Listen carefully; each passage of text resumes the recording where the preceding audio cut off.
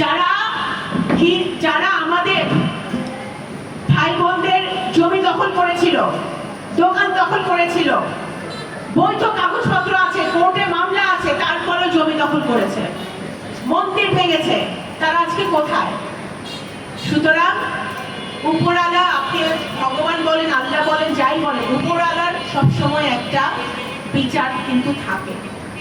সেটাকে আমরা বলি যে আল্লাহর তরফ থেকে যে বিচারটা হয়, উপরওয়ালার যে বিচারটা হয়, সেই বিচারটা কিন্তু হয়েছে।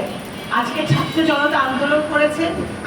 আমার বিশ্বাস যে আপনাদের মতো অনেকে, আমার সামনে যে মেয়েরা বসে আছে, বাচ্চারা বসে আছে, তোমাদের মতো অনেকেই কিন্তু সেই 5ই অগাস্টে, জুলাই অগাস্টে মাঠে ছিল, রাস্তায় ছিল।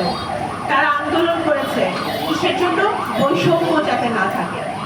সংখ্যালঘু শব্দটা যখনই আমি ব্যবহার করব, তখনই আমি বৈষম্যের জন্ম দিব। সংখ্যালঘু শব্দটা আমি যখনই ব্যবহার করব, তখনই তোমার আমার মধ্যে আমি বিভেদ সৃষ্টি করব।